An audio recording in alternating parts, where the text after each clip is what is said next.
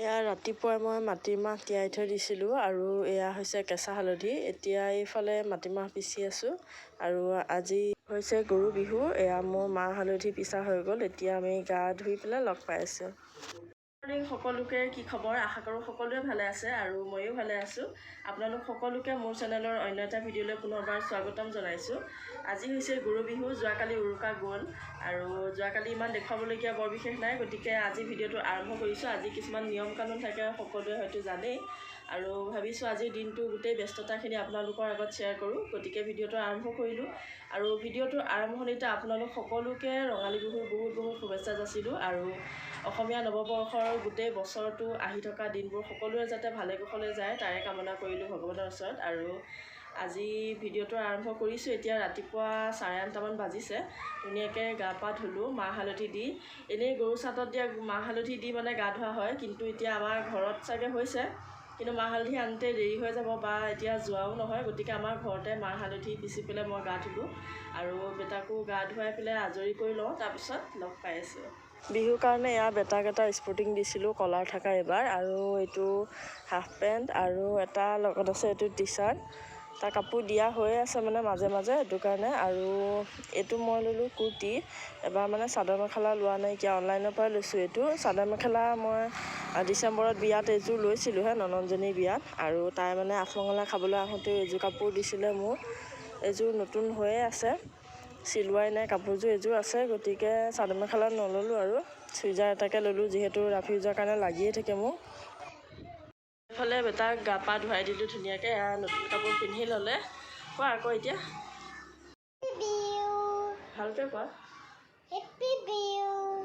আৰু আমি ৰাতিপুৱা খাবৰ কাৰণে এয়া মই বৰা চাউল তিয়াই থৈ দিছিলোঁ, এতিয়া টুকি থৈ দিছোঁ। আৰু এয়া আনিছিলোঁ মিঠৈ, আৰু এয়া মায়ে আনা সিদিনাখন এয়া গাখীৰ।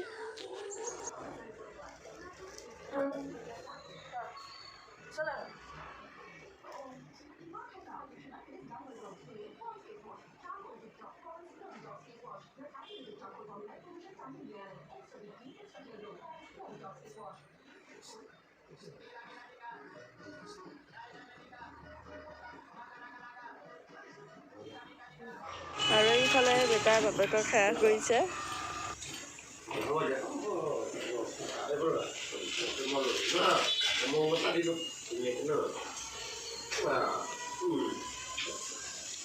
থৈ দিয়া। আমাৰ এতিয়া সেৱা কৰি হ'ল, বেটাইও ধুনীয়াকৈ কৰিলে কাকাক আৰু দেউতাকক। এতিয়া আমি জলপান খাওঁ। বৰা চাউল মই তিয়াই থৈছোঁ, দেখুৱাইছিলোঁৱে, আৰু সেইখিনি এতিয়া বনায়ো হ'ল। গাখীৰখিনি উতলালোঁ, লগতে দৈ অকণমান আনিব গৈছে, মিঠা দৈ অকণমান।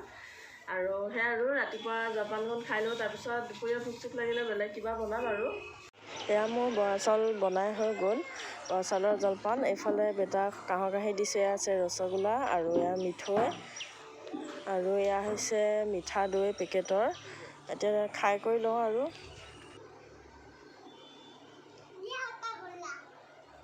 জলপান খাই কৰি হ'ল, আৰু এতিয়া মানে ঘৰত গৰু গা ধোৱা সময়ত অকণমান নিয়ম কৰিছিলে, আৰু সেইখিনিয়ে ভাইটিয়ে দি পঠাইছিলে, তাকো অকণমান এড কৰি দিছোঁ। এনেকৈ আমাৰ গৰুকেইটা গা ধুৱাই আছে আৰু।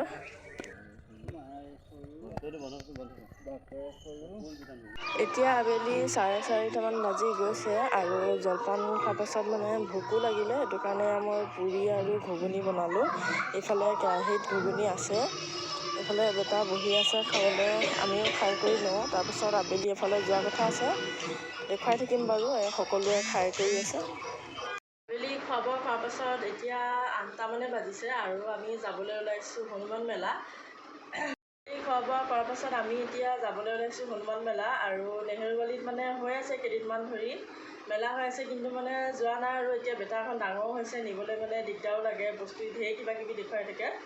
এতিয়া ভাবিছোঁ তালৈকে যাওঁ, আৰু মই মানে দৌৰা-দৌৰিকৈ ভাতকেইটা বনালোঁ, দেখুৱাই থকা নাই আৰু সেয়া। তাৰপাছতে এতিয়া আকৌ মাহঁতো আহিছিলে আবেলি সময়ত, কিন্তু মই দেখুৱাবলৈ একেবাৰে পাহৰিয়ে থাকিলোঁ। আমি এতিয়া মেলা পাইছোঁহি আৰু।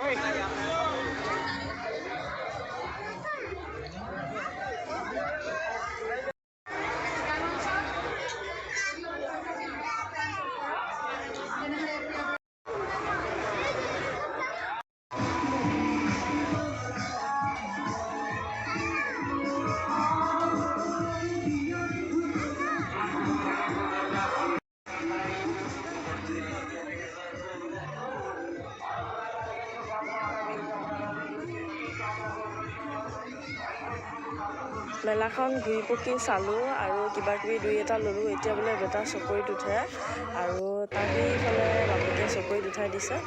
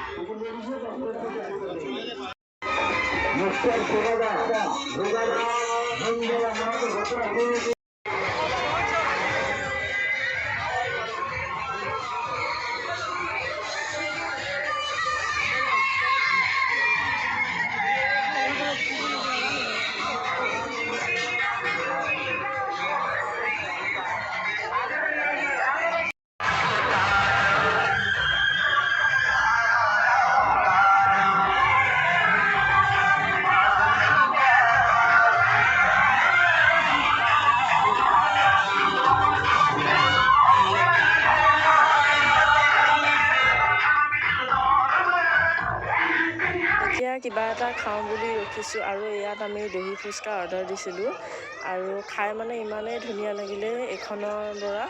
তাৰপাছত এতিয়া আকৌ দিছোঁ বেলেগ এটা অৰ্ডাৰ, দহি চাট দিছোঁ। এতিয়া খাই কৰি লওঁ। তাৰপাছত এইফালে বেটাই নিমকি খাই আছেহি আৰু এইফালে আমাৰ আহি গ'ল, মজা হৈছে খাবলৈ। খাই বৈ লৈ এতিয়া পপকৰ্ণ ল'বলৈ বুলি সোমালোঁ আৰু ইয়াত চাট পকৰি বনাই আছিলে। বেটাই চাই ভাল পাইছে, মোবাইলৰ ৰিলচত দেখি থাকে যে, তাকো দেখুৱাই দিলোঁ বাৰু কেনেকৈ বনায়। এতিয়া আমি ঘৰলৈ যাবলৈ ওলাইছোঁ আৰু স্কুটিখন ল'বলৈ আহিছোঁ। দৌৰা-দৌৰি মেলাখনৰ পৰা আহিলোঁ আৰু এতিয়া 9:30 বাজিছে। আমি একদম ঘৰ আহি পাই গ'লোহি। তাৰপিছতে ভাগৰ লাগিছে, গৰমো পৰিছে এইকেইদিন, মানে একে অশান্তি লাগিছে। মানে দীঘল কৰি নাথাকোঁ আৰু ভাগৰ লাগিছে খোজকাঢ়ি, আকৌ বেটাকো কোচত লৈ লৈ মেলা চাবলৈ মানে ভাগৰ লাগিছে। এয়া মাছ সৰহকৈ আছিলে, কিন্তু মই 3 পিচমানহে বনাইছোঁ। আৰু এয়া ৰাতিৰ সাজত এয়া আছে হাঁহৰ মাংস, তাৰপাছত এয়া দাইল, আৰু এয়া মই মাছ, কণ বিলাহী, আলু দি পেলাই বনাইছিলোঁ। আৰু ইয়াত আছে খাহী মাংস ববাৰ কাৰণে।